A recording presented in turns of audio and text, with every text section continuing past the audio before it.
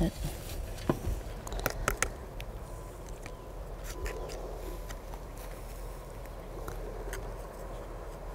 Not sure. I know that the soldiers carried, it was like a box they kept their bullets in. I believe it was a metal box.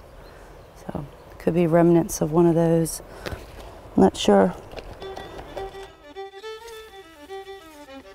The first time I went out, I found it's what you call a Gardner explosive bullet. And it was actually the first bullet I found, and I had no idea what it was, and I carried it around with me for about 2 weeks. These are the Gardner explosive bullets. And as you can see, these are a different color. The white are made of lead, and these bullets are actually made of zinc and pewter. On the bottom of these bullets, this supposedly is a copper, somewhat cylinder inside, and the gunpowder was packed up in here. So on the bottom, there's also the person's name that invented them. His name was something or another, Gardner, and I believe the patent date is like 1861 or something like that. Don't quote me. There have been guys that told me they've hunted for like 30, 35 years and have never found one. And I was lucky enough to find 13. They are a very rare bullet from what I understand. And they were used during the Battle of Gettysburg, and I believe they were a type of experimental bullet. And when the person would shoot the weapon, their gun, sometimes the bullet would blow up and that person would get hurt. So they banned that bullet, and there aren't a whole lot around. I heard they will go anywhere from 300 up. I know there is another caliber, I believe it's a 58 caliber, the Gardners, and from what I understand, they go for like $1,200 and more. I started going to relic shows, Civil War shows, and that sort of thing. And of course, I picked their brains. Play the dumb blonde. Everyone wants to buy them. I did let one go for a little bit of, I don't know, I think it was like $150 or something like that. But now I realize they're worth more. The reason I do this is because when I get out there, I get such a great peace of mind just being outside. I've been in the thickets too. Believe me, that's pretty rough. But just being outside, it's great to get out there, the fresh air, the exercise, the intrigue of finding something. It's a good number. So I pinpoint, and I do like an X mark. Okay, it says 1.5 inches. So what I try to do is dig away from the center, so if it's something good, I don't damage it. Oh, it's a spoon, but it's a modern day spoon. So, World Stainless.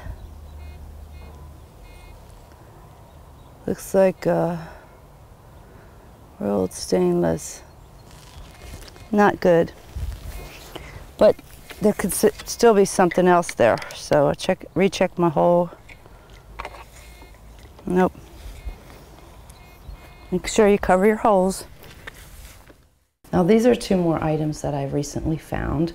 This of course is lead. It would have been melted down, and what they would have used this for, I have no idea.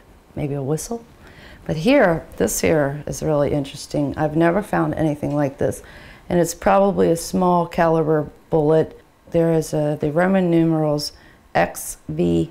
I mean, you know each letter. This is what the X is, 10, the V is 5, and L, I believe, is 50. So 1550, I don't know. I've only been doing this a short time. And in such a short time, wow, I found a lot of neat things. A lot of junk too. I dig everything.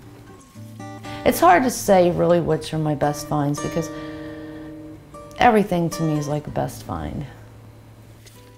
I will be doing this as long as I can walk. I will always be metal detecting. As long as my back doesn't go out, I'll be just fine. When we return, we'll meet David Wilson, an archaeologist and high school teacher whose passion is finding Civil War relics.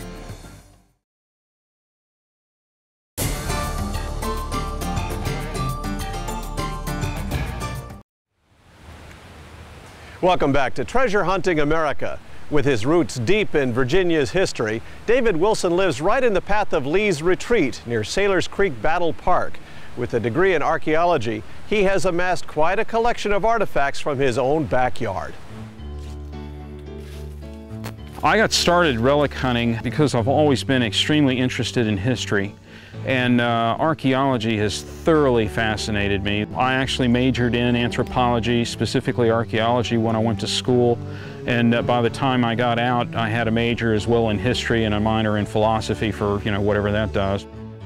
I actually grew up, hearing stories about how my grandfather would plow up cannonballs and bayonets and things like that, and I've always been aware that there was, significant action in this area. Metal detecting for me is kind of a natural extension of the interest that I had anyways in military history as well as in archaeology. It fits together pretty well. Piece of grape shot.